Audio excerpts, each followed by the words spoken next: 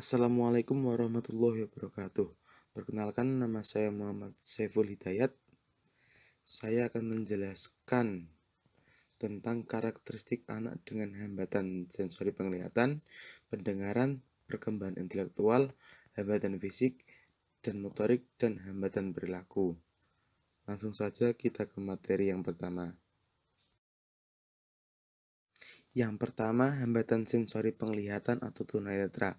Tunanetra secara mendasar dapat diartikan sebagai anak-anak yang mengalami gangguan pada fungsi penglihatan.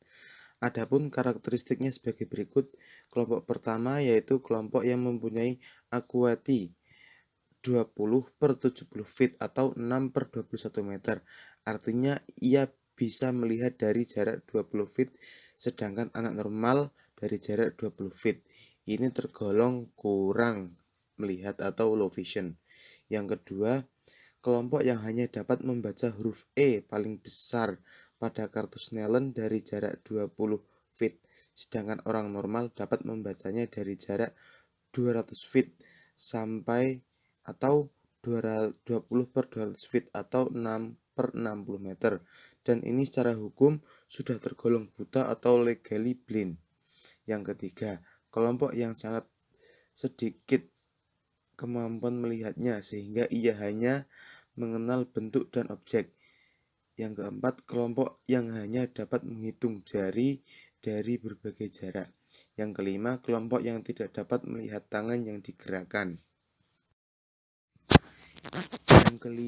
Yang keenam, kelompok yang hanya yang mempunyai leg projection atau dapat melihat terang serta gelap dan dapat menunjuk sumber cahaya.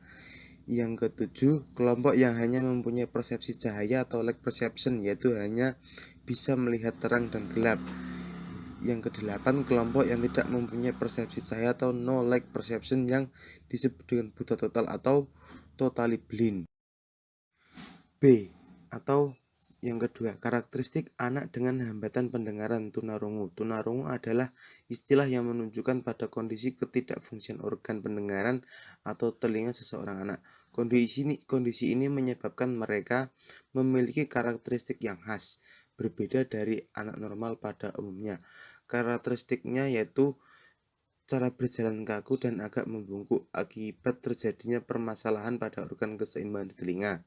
Yang kedua, pernapasannya pendek dan tidak teratur. Yang ketiga, cara melihatnya agak beringas. Yang ketiga, karakteristik anak dengan hambatan perkembangan intelektual atau tunagrahita. Tunagrahita adalah suatu kelainan yang fungsi intelektual umumnya di bawah rata-rata, yaitu IQ 84 ke bawah. Biasanya anak-anak tunagrahita akan mengalami kesulitan dalam menyesuaikan perilaku. Karakteristiknya, anak tunagrahita memiliki kecerdasan di bawah rata-rata, sedemikian rupa dibandingkan dengan anak normal pada umumnya. Karakteristik berikutnya adanya keterbatasan dalam perkembangan tingkah laku pada masa perkembangan. Berikutnya, terlambat atau terbelakang dalam perkembangan mental dan sosial. Yang keempat, mengalami kesulitan dalam mengingat apa yang dilihat, didengar, sehingga menyebabkan kesulitan dalam berbicara dan berkomunikasi. Mengalami masalah persepsi yang menyebabkan tunagrahita mengalami kesulitan dalam mengingat berbagai bentuk benda atau visual perception dan suara atau auditory perception. Yang keenam, karakteristiknya yaitu keterlambatan atau keterbelakangan mental yang dialami tunagrahita menyebabkan mereka tidak dapat berperilaku sesuai dengan usia yang normalnya atau seusianya. Yang keempat, karakteristik anak dengan hambatan fisik dan motorik atau tunadaksa.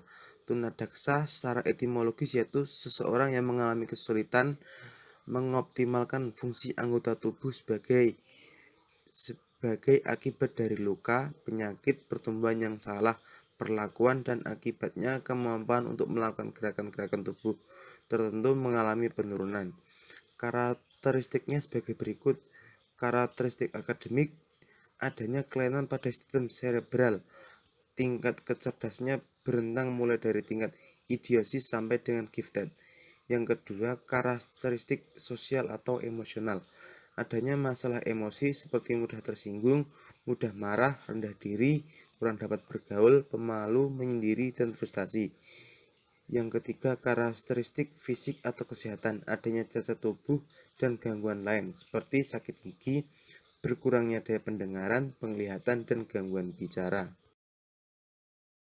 Yang kelima, karakteristik anak dengan hambatan perilaku atau tunalaras. Tunalaras adalah hambatan emosi dan tingkah laku sehingga kurang dapat atau mengalami kesulitan dalam menyesuaikan diri dengan baik terhadap lingkungannya. Hal ini akan mengganggu situasi belajarnya. Adapun karakteristiknya sebagai berikut. Yang pertama, bersikap membangkang. Yang kedua, mudah terangsang emosinya, emosional atau mudah marah. Yang ketiga, sering melakukan tindakan agresif, merusak dan mengganggu. Yang keempat, sering bertindak melanggar norma sosial, norma susila atau norma hukum. Sekian presentasi dari saya. Bila banyak salah kata dan salah perbuatan, mohon maaf. Wallahul muwaffiq ila aqwamit thoriq. Wassalamualaikum warahmatullahi wabarakatuh.